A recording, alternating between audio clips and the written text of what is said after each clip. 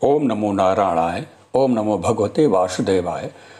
अभी आप लोगों ने सुना अष्टावक्र गीता के अंतर्गत उसका हिंदी में अनुवाद, व्याख्या, विश्लेषण, आत्मा के अनुभव का उपदेश और राजा जनक का अनुभव। एक बार अष्टावक्र जी राजा जनक के दरबार में जाते हैं, शास्त्रार्थ करने जाते हैं। जनक की सभा में जैसे ही पहुंचते हैं तो वहाँ पर सभी सभासद, दरबार में बैठे हुए मंत्री, विद्वान सभी हंसने लगते हैं। वो देखते हैं कि अष्टावक्र जी 8 जगह से टेढ़े हैं और चलते समय उनके शरीर में 8 जगह से लचकते हुए चलते हैं।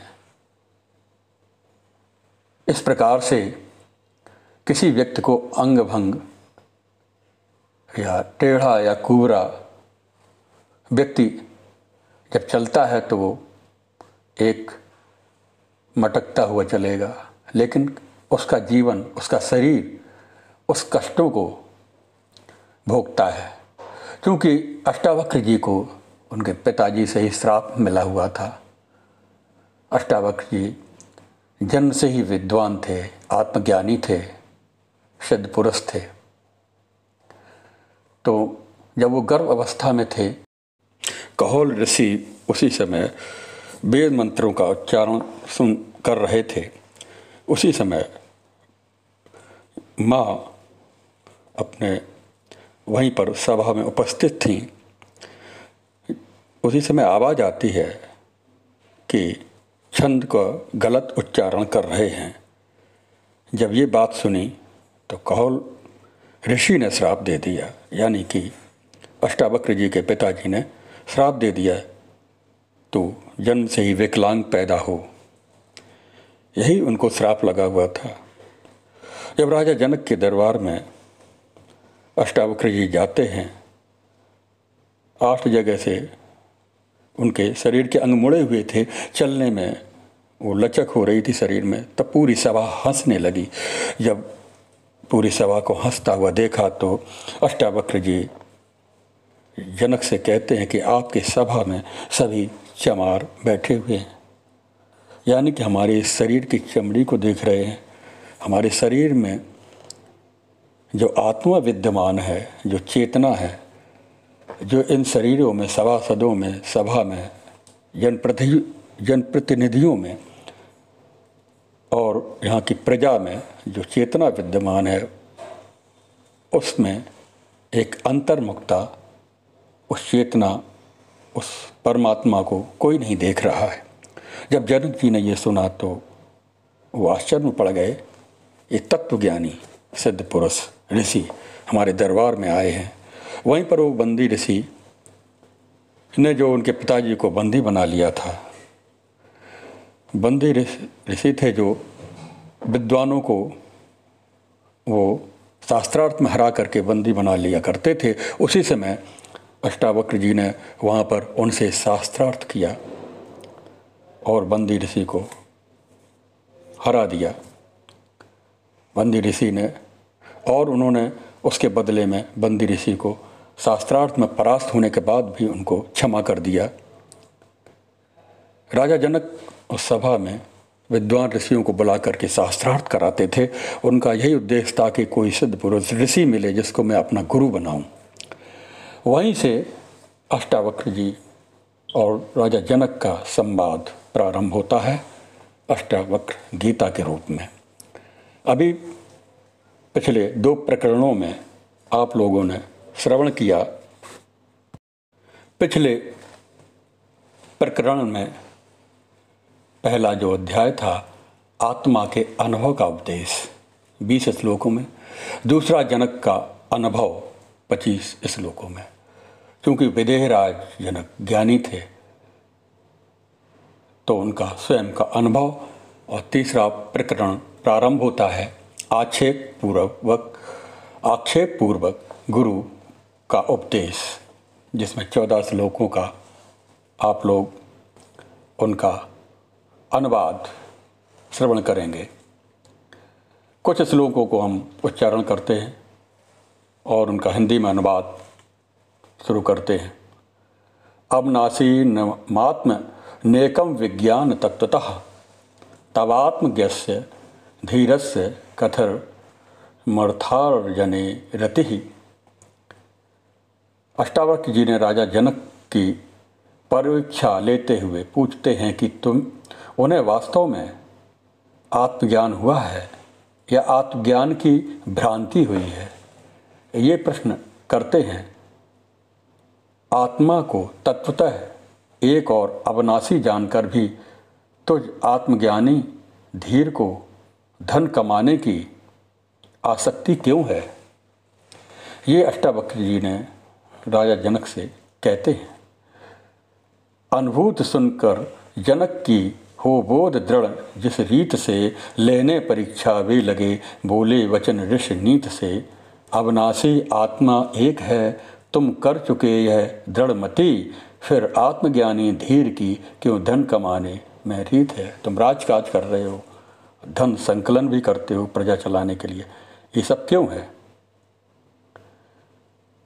आत्मा अज्ञान दहो प्रीतिर विषये भ्रम गोचरे, सूक्तिरिज्ञानतो लोभो यथा रजत विभ्रमे।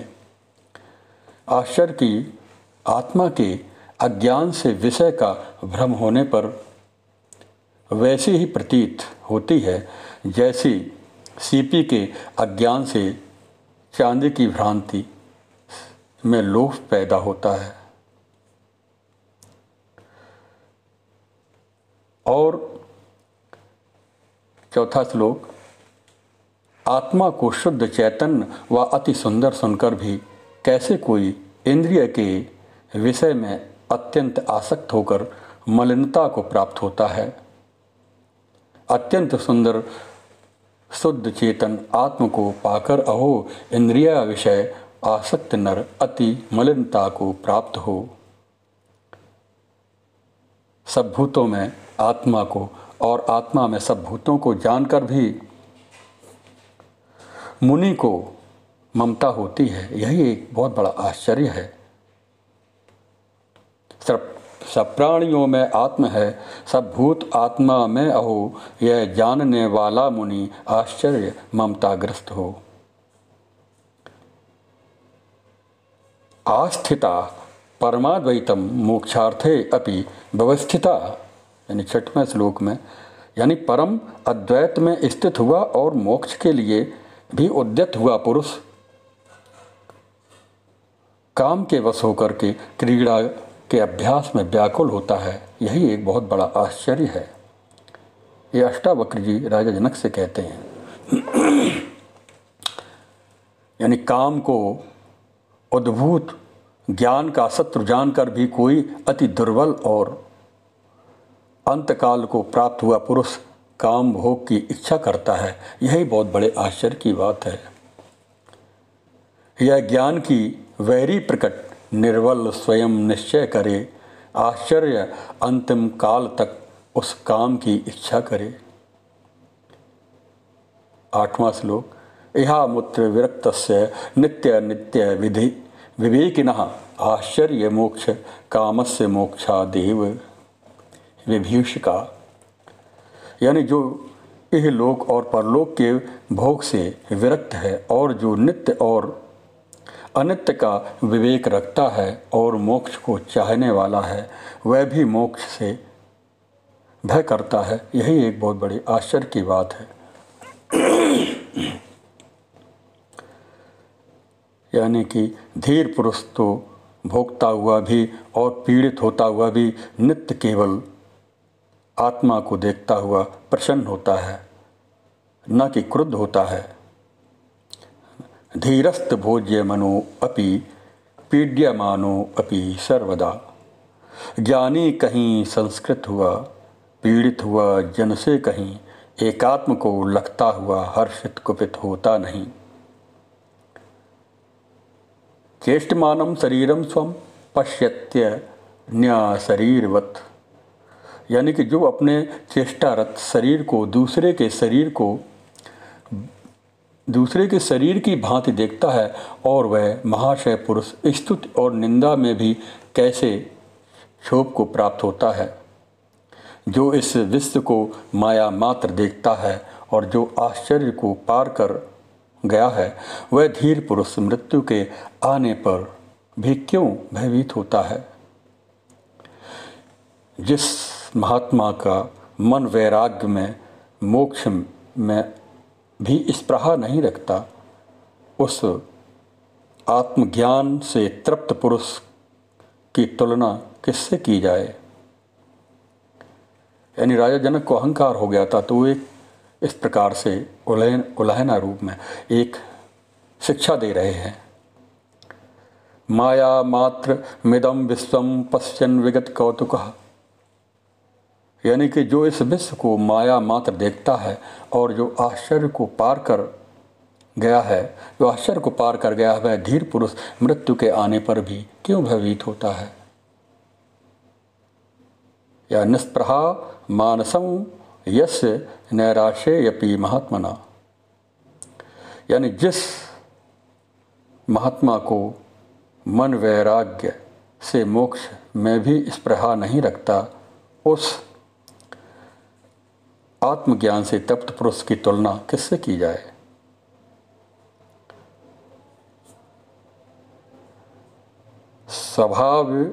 स्वभावादेव जानानु दृश्य में तन्न किंचन, यानी कि जो जानता है कि यह दृश्य स्वभाव से ही कुछ नहीं, वह धीर बुद्धि कैसे देख सकता है कि यह ग्रहण करने योग्य है और यह त्यागने योग्य है। 14 श्लोक। जिसने अंतःकरण के कषाय को त्याग दिया है और जो द्वंद्व रहित आशा रहित है, ऐसे पुरुष को दैव योग से प्राप्त भोगों से न दुख है न सुख होता है। निर्द्वंद आशा रहित अंतर्वासना निर्मुक्त को आए अचानक भोग नहीं, सुख दुख अहेतुक मुक्त को। इस प्रकार से 14 श्लोक में राजा जनक को एक प्रकार से उपदेश दिया है। फिर राजा जनक का निश्चय, यहाँ पर चौथा प्रकरण प्रारंभ होता है। जनक का निश्चय, जनक ने एक निश्चय किया है। हंतात्म यस्य धीरस्य खेलतो भोग लीलया, न ही संसार वही कैर मूढ़ई सह समानतः।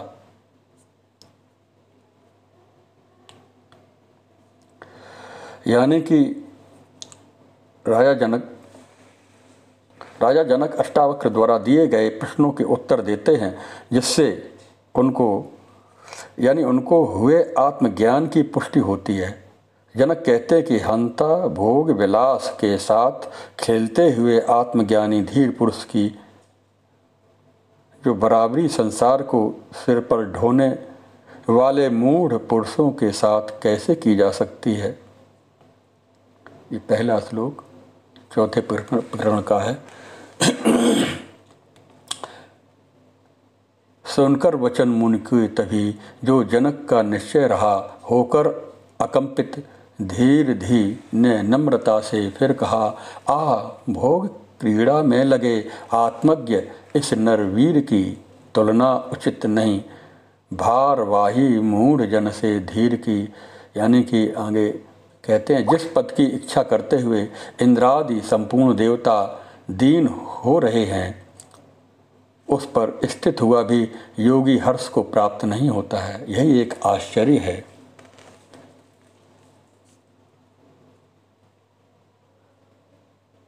यानी उस पद को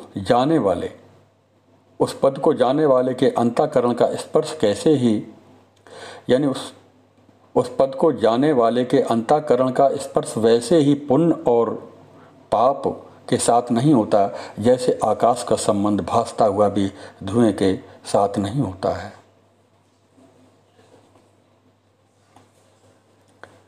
यानी आत्मय वेदम जगत सर्वम ज्ञानम एन महात्मना, यानी जिस महात्मा के उस संपूर्ण जगत को आत्मा की तरह जान लिया है, उस ज्ञानी को अपनी इच्छा के अनुसार व्यवहार करने से कौन रोक सकता है।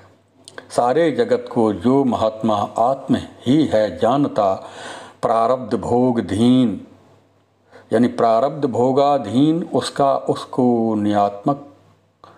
उसको नियामक मानता, यानी कि ब्रह्मा से चींटी पर्यंत 4 प्रकार के जीवों के जो समूह में ज्ञानी की ही वो इच्छा और अनिच्छा को रोकने में समर्थ है।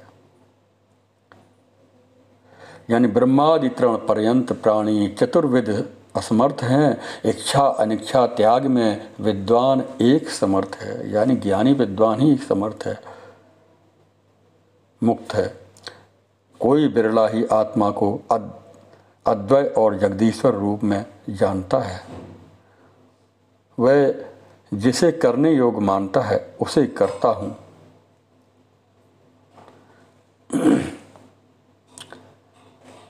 इस प्रकार से अष्टावक्र गीता में चतुर्थ प्रकरण समाप्त हुआ। 5वां जो प्रकरण है वो लय का उपदेश है अष्टावक्र जी का। नाते संगो अस्ति केनापि किम शुद्ध रत्स्य युक्त विच्छासी संघात विलयम कुर्वन्ने मैव लयम ब्रजः। यानी अनुवाद में अष्टावक्र राजा जनक को मोक्ष का उपाय बताते हुए कहते हैं कि किसी से भी संग नहीं है, इसलिए तू शुद्ध है, फिर किसको त्यागना चाहता है। इस प्रकार देहाभिमानी के त्याग की इच्छा करके लय मोक्ष को प्राप्त हो।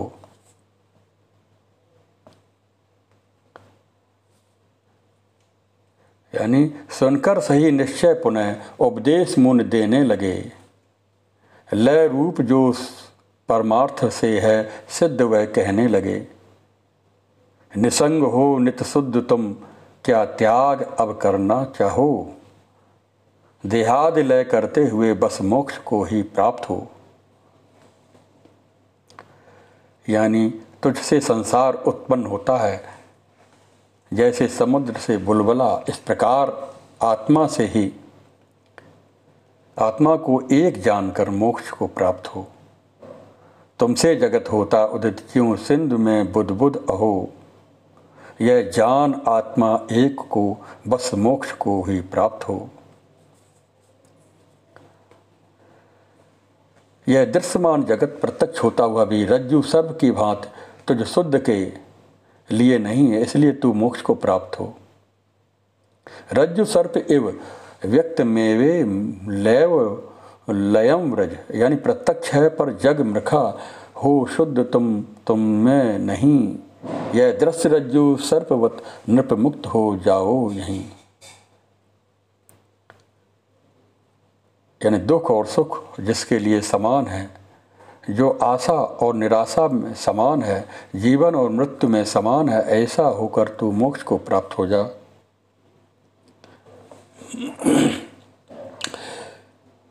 हो पूर्ण तुम सुख दुख सम, आशा निराशा में यथा। जीवन मरण में सम हुए तुम, मुक्त हो ओ सर्वदा था। यानी इस प्रकार से अष्टावक्र गीतायाम 5वां जो प्रकरण है वो समाप्त है। 5वां प्रकरण का उपदेश।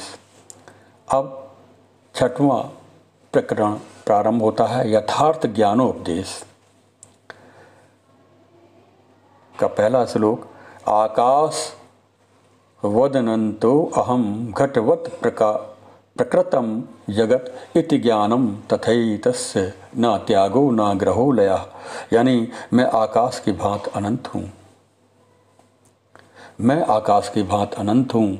यह संसार घड़े की भांति प्रकृति जन्य है, ऐसा ज्ञान है, इसलिए ना इसका त्याग है, ना ग्रहण और ना लय है।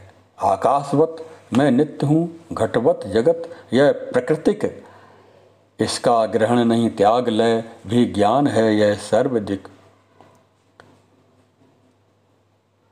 महोदधि रिवाहम सा प्रपंचो वीच सन्निभा, यानी मैं समुद्र के समान हूँ, यह संसार तरंगों के समान है, ऐसा ज्ञान है। इसलिए ना इसका त्याग है, ना ग्रहण है और ना इसका लय है। मैं सीपी के समान हूँ, विश्व की कल्पना चांदी के समान है, ऐसा ज्ञान है। अतएव इसका ना त्याग है, ना ग्रहण है, ना लय है। अहम सु सुक्ति संकाशो रूप्यवद विश्व कल्पना इति ज्ञानम तथैतस्य न त्यागो न ग्रहो लया।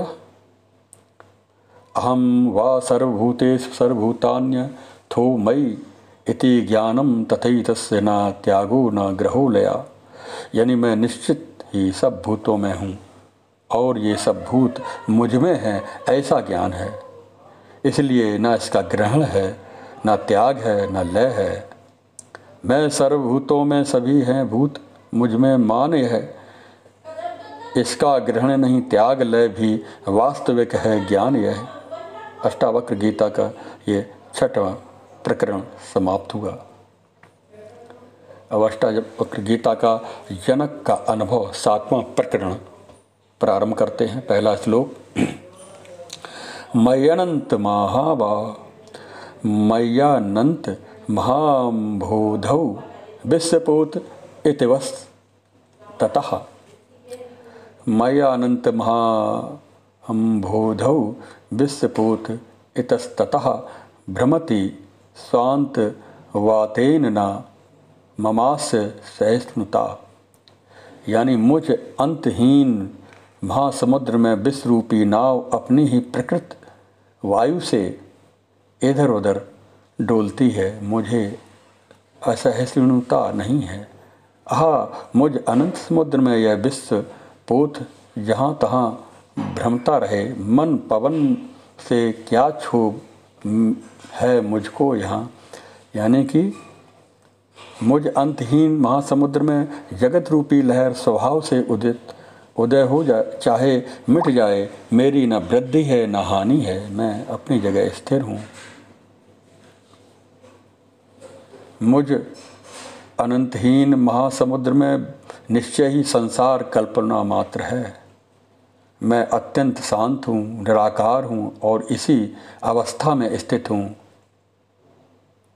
अति शांतो निराकार एतदेवाह मास्थिता नात्मा भावेषु नो भवस्त त्रानंते निरंजने, यानी यह आत्मा विषयों में नहीं है और विषय इस अनंत निरंजन निर्दोष आत्मा में नहीं है। इस प्रकार मैं अनासक्त हूँ, स्पृहा मुक्त हूँ और इसी अवस्था में स्थित हूँ। अहो चिन्मात्र मेवाह मिन्द्रजालोपमं जगत अतो मम कथम कुत्र हेयोपादेव कल्पना, यानी अहो मैं चैतन्य मात्र हूँ, संसार इंद्रजाल की भांति है, तब मेरी हेय और उपादेय की कल्पना किसमें हो। बंध और मोक्ष का स्वरूप। अभी 7वां प्रकरण समाप्त हुआ। 8वां प्रकरण है बंध और मोक्ष का जो स्वरूप है उसके बारे में बताया है। तथा बंधो यदा चित्तम किंचिद्वाक्षति सोचति किंचन मुच्यन्ति गृह्णाति किंचन हृदयस्यति कुपति, यानी इस प्रकरण में अष्टावक्र मुक्ति और बंध की व्याख्या करते हुए कहते हैं कि जब चित्त कुछ चाहता है, कुछ सोचता है, कुछ त्याग करता है, कुछ ग्रहण करता है, जब दुखी और सुखी होता है तो ये बंध है।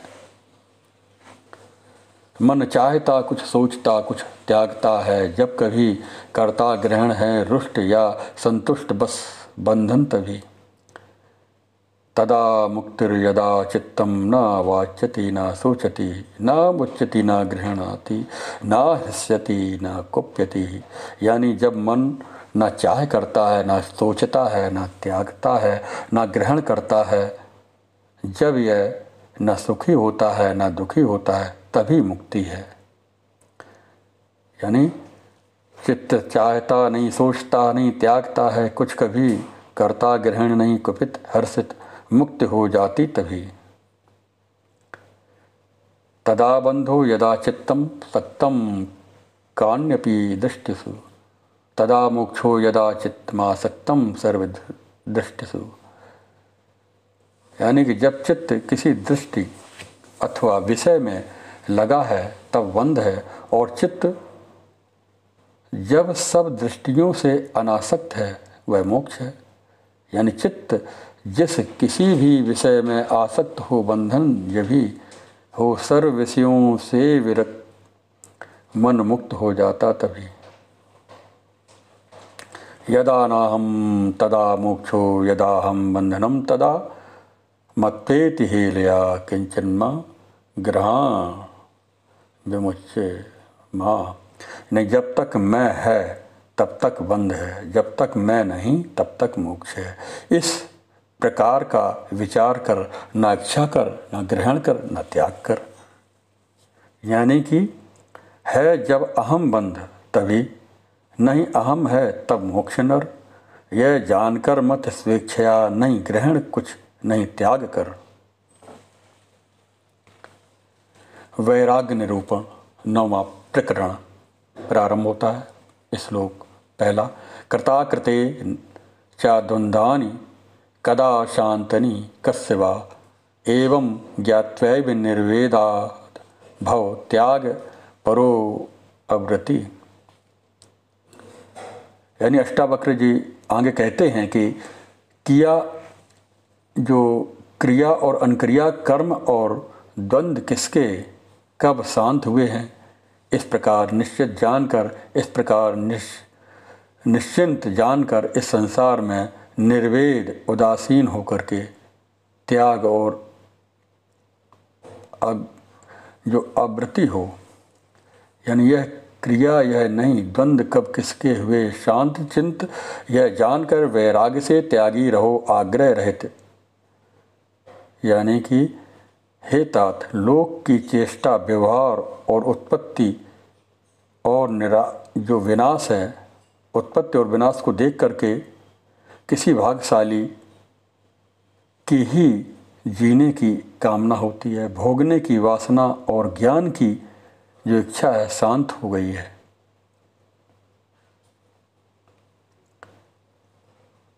यह सब अनित्य है, तीनों तापों से दूषित है, सारहीन है, निंदित है, हेय है, और ऐसा निश्चय होने पर शांति प्राप्त होती है। आसारम निंदन्तम हेयमिति निश्चित्य साम्यति, को असौ कालौ वया किं वा यत्र द्वंद्वानि नो नृणाम। यानी यह वह कौन सा काल है, वह कौन सी अवस्था है जिसमें मनुष्य को द्वंद्व सुख दुख न हो। यानी कि उसकी अपेक्षा कर यथा प्राप्य वस्तुओं में संतोष करने वाला मनुष्य सिद्धि को प्राप्त होता है। महर्षियों के, योगियों के एवं साधुओं के अनेक मत हैं। ऐसा देख करके उपेक्षा को प्राप्त हुआ कौन मनुष्य है जो शांति को नहीं प्राप्त होता है। योगी महर्षि साधकों के देख नाना मत अहो, है को विवेकी नर विरागी जो नहीं उपशांत हो। कृत्वा मूर्ति परिज्ञानम चैतन्यस्य न किम गुरुः। यानी जो उपेक्षा समानता युक्त द्वारा चैतन्य के सच्चे स्वरूप को जानकर संसार में अपने को तारता है, क्या वह गुरु नहीं है। वैराग्य क्षमता युक्त से चैतन्य विग्रह जानकर संसार से जो तारता गुरु रूप वह पहचान कर। यानी गुरु का महत्व बताया है। जब भूत विकारों को देह इंद्रिय आदि तू यथार्थतः भूत मात्र देखेगा तो उसी क्षण बंध से मुक्त होकर के अपने स्वरूप में स्थित हो जाएगा। और वासना ही संसार है, इसलिए इन सब वासनाओं का त्याग कर। वासना के त्याग से ही संसार का त्याग है। अब जहाँ चाहे वहाँ रहे। वासना एव संसार इति सर्वा विमुच्यतः तत् त्यागो वासना त्यागात् स्थितिरद्य यथा तथा। है वासना में विश्व, उसके त्याग से संसार का हो त्याग। छोड़ो वासना क्या सोच है व्यवहार का। अष्टावक्र गीता का ये नवम प्रकरण समाप्त हुआ। अब आप 10वां प्रकरण सुनेंगे। उपसम विहाय वैरणम काममर्थ चानर्थ संकुलम। यानी तज काम वैरी अर्थ भी जो है अनर्थों से भरा। इन दोय की जड़ धर्म भी दे त्याग, इनमें क्या धरा। अष्टावक्र जी आगे कहते हैं कि वैर स्वरूप काम को और अनर्थ से अर्थ को त्याग कर और दोनों के कारण रूप धर्म को भी छोड़कर तू सबकी उपेक्षा कर। मित्र, खेत, धन, मकान, स्त्री, भाई आदि संपदा को तू इन स्वप्न और इंद्रजाल के समान देख, जो 3 या 5 दिन ही टिकते हैं। यानी स्वप्नेन्द्रजालवत पश्य दीनानि त्रीणि पंचवा। यानी दिन 3 देखो 5 या है। इंद्रजालिक विश्व भ्रम, प्रिय मित्र, क्षेत्र, कलत्र, बांधव, गेय, धन, जन, स्वप्न सम। इनको स्वप्न मत जानो।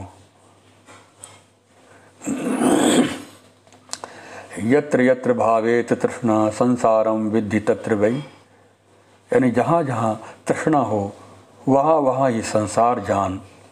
प्रौढ़ वैराग को आश्रय करके वीत तृष्णा को होकर सुखी हो जा। यानी तृष्णा जहाँ है बस वहीं संसार जानो नर दुखी। वैराग का ले आसरा तृष्णा रहित हो जा सुखी। यानी तृष्णा रहित है वही सुखी हो जाएगा। यानी तृष्णा रहित हो जाओ। तृष्णा मात्र ही आत्मा का बंध है और उसका नाश मोक्ष कहा जाता है। यानी तृष्णा मात्रात्म को बंधस तन्नाशो मोक्ष उच्यते। है बंध तृष्णा मात्र बस और मोक्ष उसका नाश है।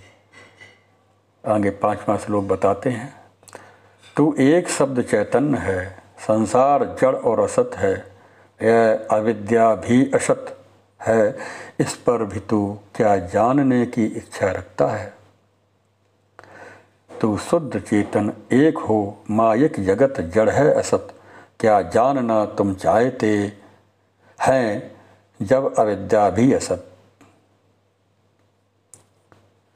यानी अब आप क्या जानना चाहते हैं इस असत अविद्या के बारे में।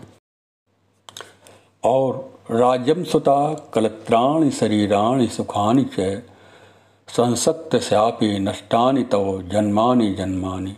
यानी तेरे राज्य, पुत्र, पुत्रियां, शरीर और सुख जन्म जन्म से नष्ट हुए हैं। यद्यपि तू उनमें आसक्त था। यानी प्रति जन्म में प्रिय नारियां, सुत, राज, सुख और देह भी आसक्त रहते पुरुष के भी नष्ट हो जाते सभी। यानी 6वां श्लोक का व्याख्या 7वां श्लोक का अर्थ है। अर्थ, काम और सुकृत कर्म बहुत हो चुके, इनमें भी संसार रूपी जंगल में मन विश्रांति को प्राप्त नहीं हुआ है। क्यों अर्थ से क्या, काम से, शुभ कर्म से भी क्या हुआ। संसार वन में ही भ्रमा, मन शांत इसमें ना हुआ। यानी कितने ही जन्मों तक तूने क्या शरीर, मन और वाणी के दुखपूर्ण और श्रमपूर्ण कर्म नहीं किए। कितना दुख सहा, श्रम किया। अब तो आराम कर, विश्रांति कर। मन से, वचन से, काम से आयास दुखदायी अहो बहु जन्म कितने कर्म कीने अब ना क्यों उपराम हो। यानी मानो इस संसार में कितने जन्मों से राजा बनता, रंक बनता, मंत्री बनता, प्रजा बनता, नाम रूप गुण उपाधियाँ सब नाशवान है, कितनी ऊंचाइयों पर मानो पहुँचता। ये सब संसार चक्र चलता रहता है। अब आप शांत होकर के उपराम को प्राप्त हो। इस प्रकार से राजा जनक का जो 10वां प्रकरण समाप्त हुआ उपदेश का। अब ज्ञानाष्टक जो 11वां प्रकरण है, अष्टावक्र गीता का ज्ञानाष्टक। भावा भाव विकारश्च स्वभावादिति निश्चयी निर्विकारो गतक लेशः सुखै नैवो पशाम्यति। यानी भाव और अभाव का विकार स्वभाव से होता है, ऐसा निश्चय पूर्वक जानता है वह निर्विकार और क्लेश रहित पुरुष सुखपूर्वक ही शांति को उपलब्ध होता है। यानी ये भाव और अभाव स्वाभाविक ही यही निश्चय रहे है, निर्विकारी क्लेश बिन सुख से पुरुष शांति लहे। यानी ईश्वर सर्व निर्माता नेहान्य इति निश्चयी। यानी सबको बनाने वाले ईश्वर हैं, अन्य कोई नहीं, ऐसा जो निश्चय पूर्वक जो जानता है वह पुरुष शांत है। उसकी सब आशाएं जड़ से नष्ट हो जाती हैं, वह कहीं भी आसक्त नहीं होता है।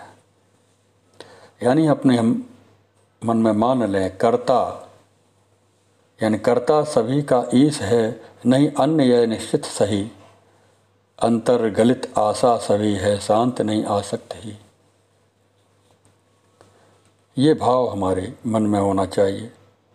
विपत्ति और संपत्ति दैव योग से ही समय पर आती रहते हैं, ऐसा निश्चय जान करके पुरुष सदा संतुष्ट और स्वास्थ्येंद्रिय हुआ, ना कोई कामना करता है, ना शोक करता है, ना दुख करता है। ये जो सुख दुख है ये सब देह के गुणधर्म है। सुख दुख जन्म मरण तथा ही देह के निश्चय हुआ। श्रमहीन नहीं कुछ साध्य है, नहीं लिप्त है करता हुआ ये आत्मा कहीं लिप्त नहीं होता है। चिंताया जायते दुखम निन्यधय यति निश्चयी। यानी संसार में चिंता से दुख उत्पन्न होता है, अन्यथा नहीं है। निश्चय पूर्वक ये जानता है वह सुखी और शांत हो जाता है। सर्वथा उसके इस शरीर के जो सुख दुख होते हैं आत्मा के नहीं, न वह गलित होता है, न दुखी होता है, न सुखी होता है। हो दुख चिंता से यहाँ नहीं, अन्य से निश्चय वही। यानी कि नाहम देहो न में देहो वधो वहमिति निश्चयी कैवल्यमेव संप्राप्तो न स्मरन्त्य कृतम कृतम। यानी मैं शरीर नहीं हूँ, देह मेरी नहीं है, मैं तो बोध स्वरूप चैतन्य हूँ, ऐसा जो जानता है, ऐसा निश्चित पूर्वक जो जानता है पुरुष कैवल्य को प्राप्त हो जाता है। यानी नहीं देह में मेरी नहीं तू बोध में निश्चय यही, कैवल्य को ही प्राप्त है वह कृत अकृत सुमरे नहीं। यानी अपनी चिंता में न डूबे, अपने जो किए हुए कर्मों को, इनको पिछली बातों का स्मरण न करे। ब्रह्मा से लेकर तृण पर्यंत मैं ही हूँ, ऐसा जो निश्चय पूर्वक जानता है, यह निर्विकार शुद्ध शांत और प्राप्त अप्राप्त से निवृत्त हुआ मुक्त ये आत्मा है। यानी अनेक आश्चर्यों वाला यह विश्व कुछ भी नहीं है, अर्थात मिथ्या है, ऐसा जानो। निश्चय पूर्वक यह जो जानता है वासना रहित बोध स्वरूप पुरुष इस प्रकार से शांति को प्राप्त हो जाता है, मानो कुछ भी नहीं है। आश्चर्य का भंडार मिथ्या विश्व यह निश्चय सही, निर्वासनिक चिन्मात्र माया रहित होता शांत ही। इस प्रकार से 11वां प्रकरण समाप्त होता है। अब 12वां प्रकरण में जनक की स्थिति के बारे में बताया है। अगले अध्याय में 12वां प्रकरण सुनाएंगे, जो श्लोकों की व्याख्या, उनका हिंदी में अनुवाद बताएंगे। ओम नमः शिवाय। ओम नमो भगवते वासुदेवाय। अगला भाग जनक की